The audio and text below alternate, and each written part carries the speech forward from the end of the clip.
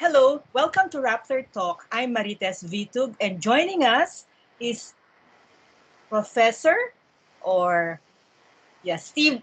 I know him as Steve Rood. He's the author of a new book, and I'd like to show it all to you. It's The Philippines, What Everyone Needs to Know. It was published by Oxford University Press, and it was launched in Manila in February this year, just before the lockdown. And we had been planning to talk to Steve about this, but the pandemic came in the way. So now we're very happy to speak to Steve about the book. So, Steve, why is an American writing this book on the Philippines, from the history, from ancient, not really ancient, but from history to contemporary times? Well, I've lived here continuously since 1981. So more than half my long life has been here. My entire professional career has been here in the Philippines. Uh, as I was beginning to retire and thinking about what it looks like when I don't have 300 emails a day and what I should write and stuff, uh, I approached the Oxford University Press because I knew of the series, What Everyone Needs to Know. They have a series, and sometimes it's a country, but sometimes it's quantum mechanics, what everyone needs to know, or whatever. And I knew the author of the one for Myanmar back in 2012, Myanmar, Burma, David Steinberg. So I knew it existed. And I wrote them when I got to a visiting fellowship at the Australian National University. I wrote them in 2017, and they were very eager to have a crack at it. Unfortunately, in the middle of that was the Marawi siege. And as somebody who had a fair amount of experience in Mindanao, I was in considerable demand around Australia to explain ISIS and Marawi and so on. So I didn't really get working on the book full time until I got back to the Philippines in 2018. And so that's why it came out in mid to late 2019, where I was working at social weather stations where I'm a fellow in residence and a member of the board. Yes. I forgot to mention that Steve was the country rep of the Asia Foundation in the Philippines for 100 years, right? You make me even older than I For a am. long time. So, and before that, I met you when you were a professor at UP Baguio. Yeah. So that's why an American is writing this book on the Philippines. That's right. And during the 17 years I was Asia Foundation rep, one of my jobs was explaining the Philippines to visitors and diplomats and people in the national capitals and stuff like that. So I had a fair amount of, uh, of experience with this. But, it's sort of the question is, well, one question is, why does this question arise? I mean, the person who wrote What Everyone Needs to Know About Turkey is an American, and the person who wrote What Everyone Needs to Know About Cuba is an American, and even the person who wrote What Everyone Needs to Know About India is Indian American. Okay, born and raised in the States and spent her entire career in the First World. I think one of the reasons that it arises is we do have, unlike Turkey or Cuba, we do have a large English reading public in the Philippines, lalo na sa diaspora, right? So I think most of my book sales over the holidays were people buying books for their grandchildren in the States and stuff like that, so they would learn about the Philippines. And so people begin to wonder. Uh, and a couple of things. I mean, there is, in fact, sort of a book like this by a Filipino, Jojo Abinales, Patricia Abinales, one of your columnists. He has a book with his late wife, Donna Amoroso, called State and Society in the Philippines. And second edition, 2017, Ateneo Press, advertisement, right? Uh, and even then, though, there were some who unfortunately raised the issue of the fact that Donna was an American. And so it, I would sort of like to turn it around. Why hasn't a Filipino written this question? Okay, written this book, written this kind of book. Uh, and I would say there's one easy answer. If you're a Filipino academic, you get no credit for writing this kind of book. It is not an academic book. There are not footnotes and stuff like that. Now I can document anything that's in the book. The book is 70,000 words long. My file of documentation and footnotes is 100,000 words long. So I have more notes and stuff, but they don't put it in the book because they don't want to scare people. I then asked a couple of my acquaintances who I think would be good candidates for writing this kind of book. A couple of Filipinos here in the Philippines who shall remain anonymous. And they sort of said part of the problem is the Filipinos are not they're not interested in doing this. They're navel gazing. They don't want to explain the Philippines to the rest of the world. And so it's me at the end of a long career in the Philippines. Actually, I read most of it, Steve, and it's very easy. It's very easy to read. And I would like also to let our viewers know that we've been planning this interview since February or March. And now June is a good time. It's the month of the Philippine independence. We're 122 years old as an independent nation. And also June 30 marks the 4th year of President Duterte, whom you cover in the book. But anyway, Steve, if someone were to ask you, if someone were to read your book, what are the 3 takeaways you would like this reader to have? Well, the book is set up so that people can approach it no matter what their interest is. It's got hopefully a useful index. It's got 111 different sections and the like. I think the takeaway is different for different kinds of audience. Okay, for instance, you're a foreign diplomat, a foreign businessman who comes to the Philippines. The chunks on society and culture are useful as a way of understanding cultural literacy with the Philippines, and maybe some of the history, so you can understand what people are talking about.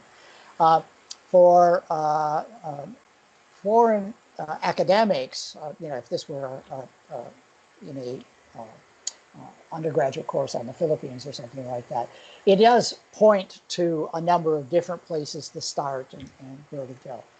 But for Filipinos or for the diaspora, I think it's an attempt to give an overview, a clear understanding of a very complex and fascinating country, which can be approached from any number of different angles, but which always rewards your interest, because it's the one thing about the Philippines is it's always interesting.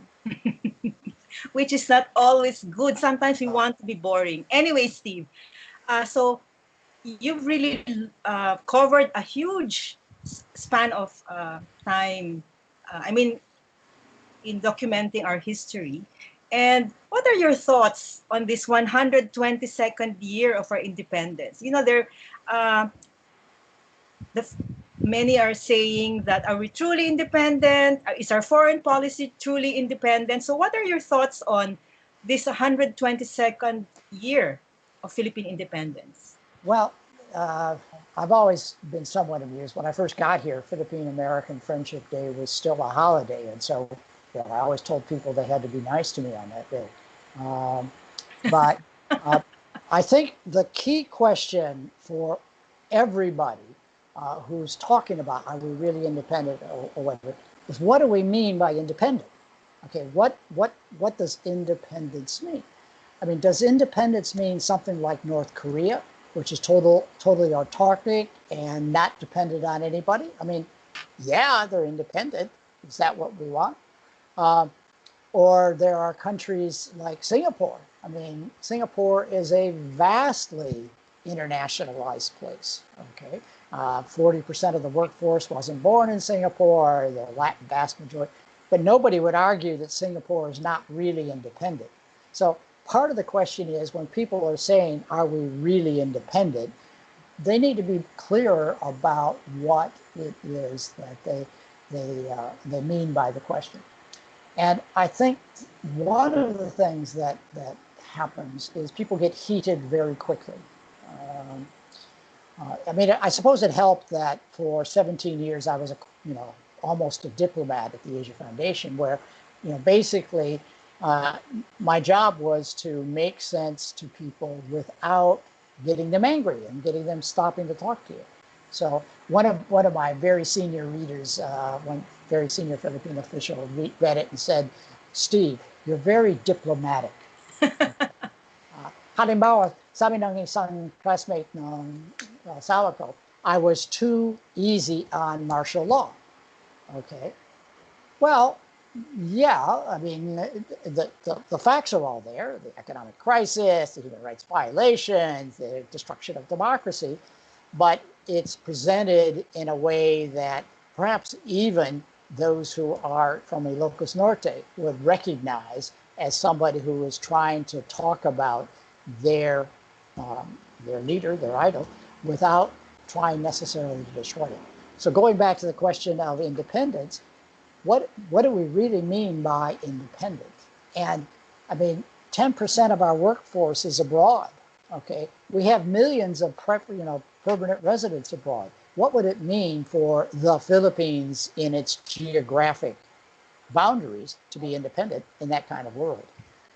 Yes, also in your book, you have sections which I really found, easy because there's sections on here like government and governance, geopolitics and the future. And so maybe I'd like to ask a question from some of your sections.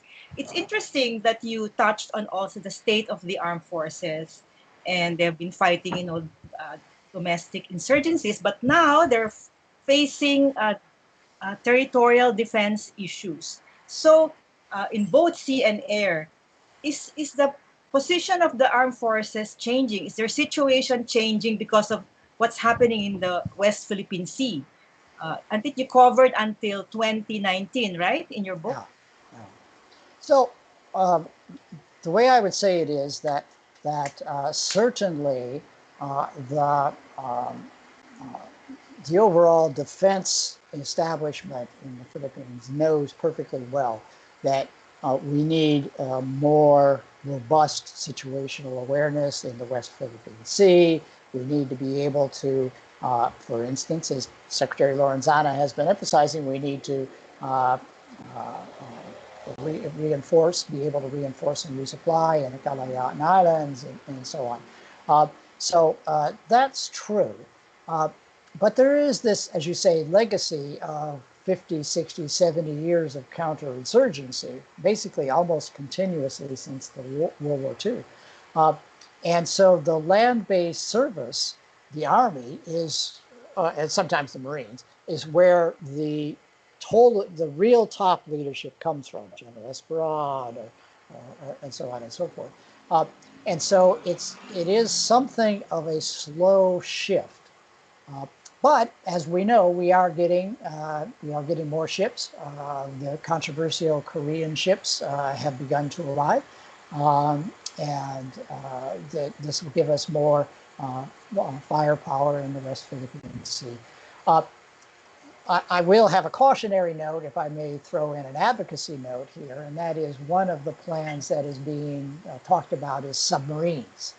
And most defense professionals I know from Asia or from the West is sort of, that's way too expensive for the amount of value you get. You could get several surface ships for how much it would cost to purchase, much less maintain submarines.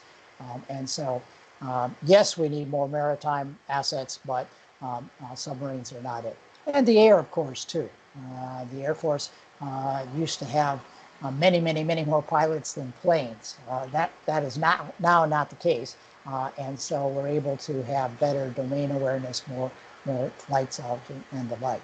Not relying on, for instance, Filipino fishermen to tell us what's going on out there. Or for that matter, the Americans, right? You don't want it to be the American Navy, which is the one that knows what's going on. The Philippine Navy needs to have its own independent sources of information. And then also interesting again in your book, I found this a good point to make about the police. The history of the police, the reputation as being corrupt. In fact, may mga Filipino terms ka pang ginamit, di ba, to describe them. So nagbabago ba ang police ngayon? Nagamit pa sila sa drug war? Have they changed? The short answer is unfortunately no. There was an interesting paper in the early part of the drug war by Kreutzer in Germany, I guess he was from, about the pattern of fatalities in the drug war. For instance, the ratio of police casualties to suspect casualties, the ratio of suspect wounding to suspect deaths, and so on. And those kind of ratios are basically the same. Ibig sabihin, they're still acting the same way. It's just there are many, many, many more of them now. So one of the interesting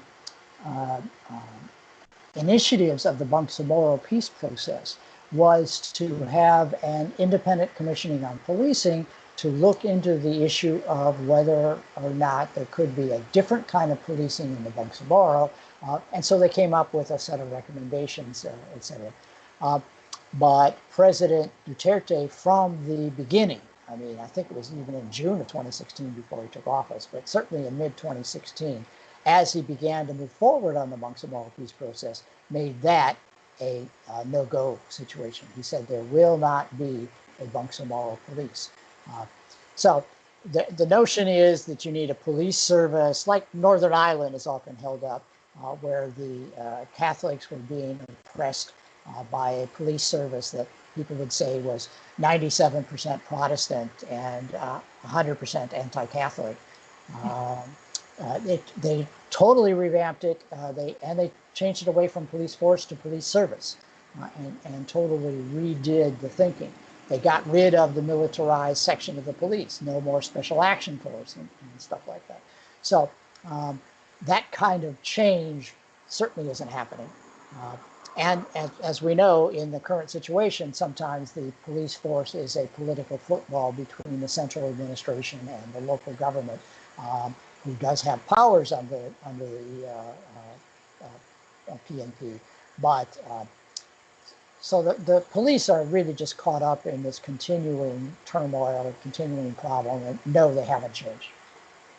That's really unfortunate. Anyway, next section that I really like is geopolitics and the future, because this is so relevant, especially to us journalists who cover foreign policy.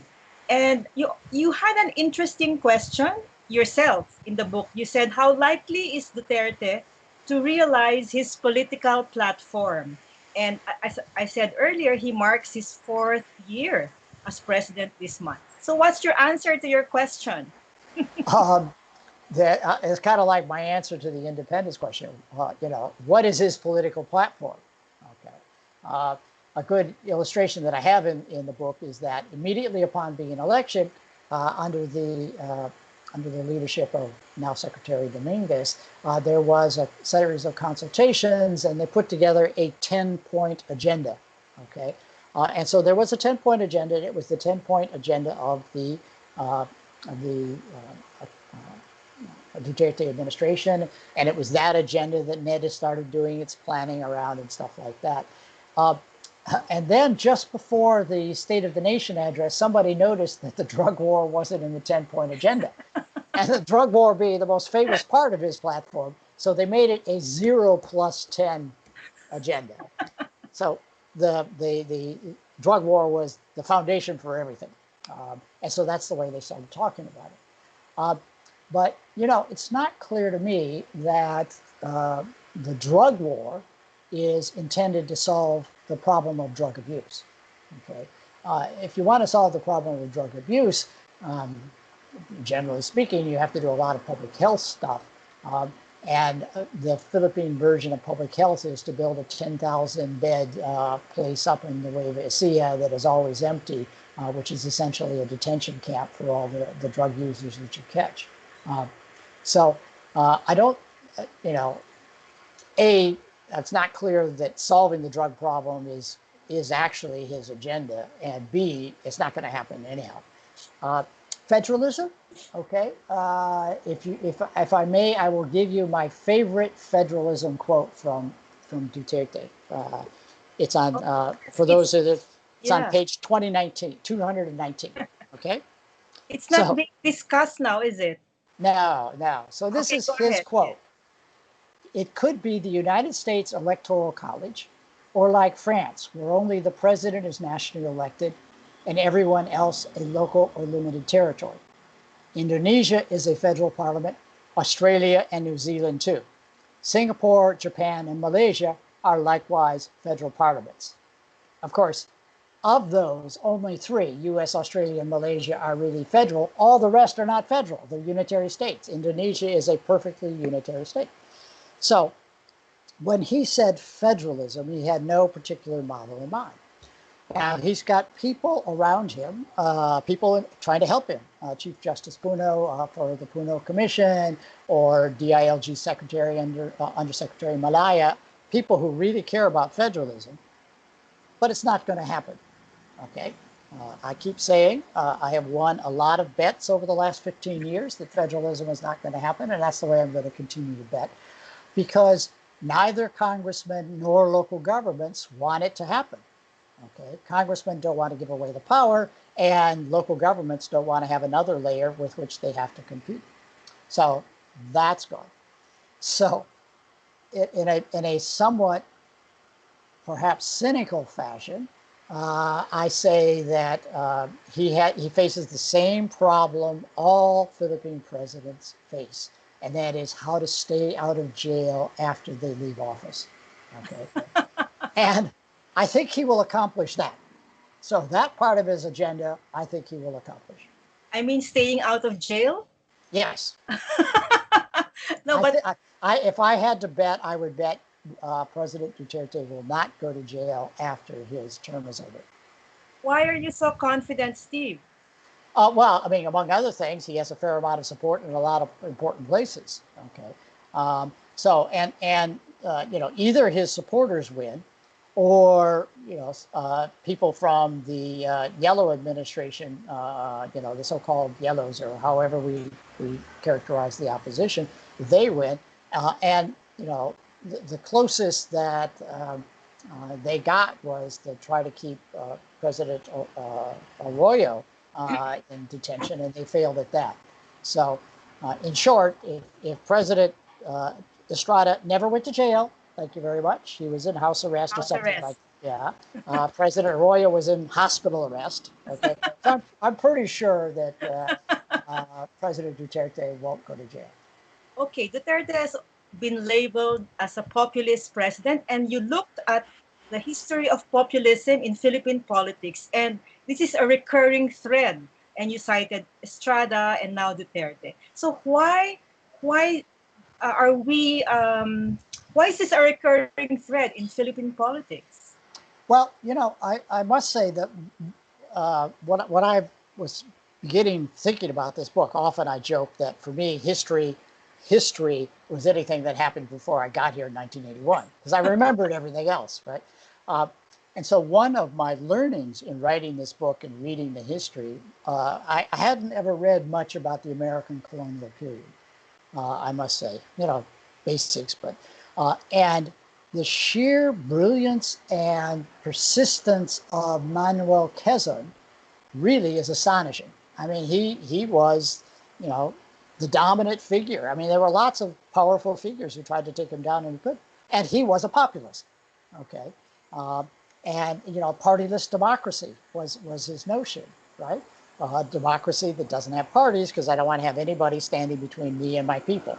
Uh, and so it's actually goes way back in the Philippines to basically the creation of the nation state. Uh, and part of it has to do with the citizenry. The citizenry expects from their elected officials help, right? You know, uh, KBL, Kasal Binyag Libing, right? Or, you know, what do people in the rural areas do? They save up their recetas, their prescriptions, and the receipts during the years, and then when it's election time, they show the recetta to the candidate, and the candidate is expected to give them the money. This is not corruption. This is basically helping people with their medical expenses, right? Now, where does the money come from? That's a different question.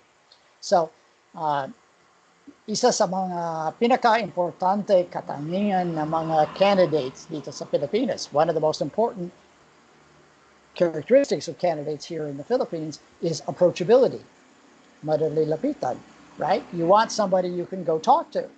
Uh, and in that situation, there are, natural people who just say, okay, it's between me and the populace. So a real populist doesn't want to even have the local governments between him and the people.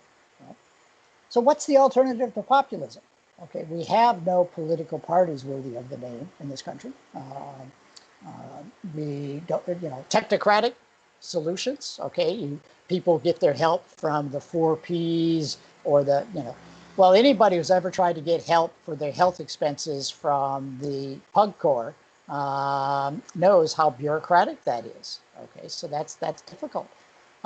So there's not a lot of competition for populists, and so this is what we've got, and we haven't figured out a way. Aside from gradual economic growth that makes people rich enough not to rely on the politicians. But it takes a while. So hindi ito wave. This is not a wave of populism as others say, in the world. Yun pala, the Philippines, we've already had these populist leaders. Maybe one last question, Steve. I'm really enjoying this interview. You talked about a liberal reform, a liberal arc in reforms in Philippine politics from 1992 to 2016. So is this the end of the liberal reform period? Yeah, there are people who think so. Okay, so there are academic analysts who think so. Okay, I could name them, but I won't. Not free advertising for them. But and they talk about how the victory of Duterte is a decisive repudiation of that kind of liberal stuff and so on and so forth. Well, the fact of the matter is that Duterte won kind of by accident. Okay, the accident of televised debates. Okay, we never had nationwide televised debates, and then we suddenly got them, and we got two provincial politicians winning president and vice president. If you look at the time series of their popularity, both of them started moving up when the debates happened. Okay, so that's kind of an accident. Also, the accident of a divided opposition, but that happens so often in the Philippines, I don't think that counts as an accident. But he only won 39% of the vote. Okay, he won 39% of the vote. Yes, it was a big margin over Mar Rojas, but it wasn't a big margin over Mar Rojas plus Grace Poe or anything like that. So, for me, this is my hypothesis. I don't have the facts. That the actual liberal arc could indeed come back, and people would say, "Oh, it's a reaction to populism." Okay, I mean, for instance, suppose Lenny Robredo wins as president.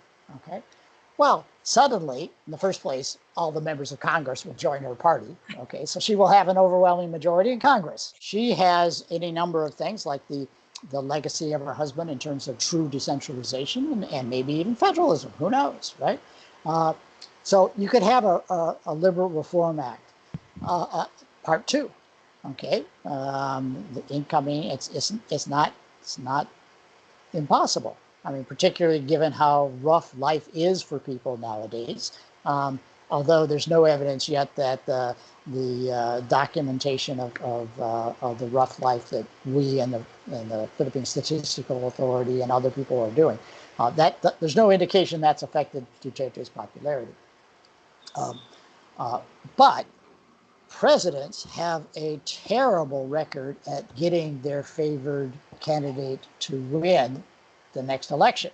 Okay, the only one that ever managed it by a hair was President Aquino and President Ramos, and that was by like 1% or something like that against a very divided opposition. So there's certainly many obstacles to him being able to select, whether it be Bongo or Sara Duterte or whoever, as his successor. The second point, though, the one I can look at, is the structure of people's opinions in social weather stations data. And so that's the current research project. Once the COVID dies down enough, because doing surveys during the COVID is a lot of work, and that's what we're focused on at the moment. But by the time they were doing that, I'm just a fellow in residence. I don't really have a job there. So I can sit there and look at all their old data and say, what's the structure of attitudes about leaders, about democracy, about freedom of the press, and so on? Because people keep saying it's so contradictory. There are all the different, Ron Mendoza's got a very good paper on this and stuff like that. So I want to look at it because I think, frankly, my hypothesis is the basic structure of Filipino citizens' attitude towards government and politics has not changed. That would be mine. In which case, the liberal reform impulse can come back because there's lots of good reasons for it. And so we'll have to see. Abangan ang susunod ng kabanata sa 2022, right? That's what I like, Steve, about this interview is that there's a long view where that you're not just looking at a very narrow period. So thank you so much, Steve Rood. And we hope we will continue this conversation. Baka you'll have a part 2 of the book. Yes. Well, I just want to hold it up because there are copies available for sale at social weather stations. Okay, only there? No other outlet? Because what happened was they were on their way here from the States when the lockdown happened. So they have to start the process again. So they tell me it's starting up in the States, but it'll be a while. Is there an ebook? Is there an ebook? Oh, yes, it's on Kindle. It is on Kindle.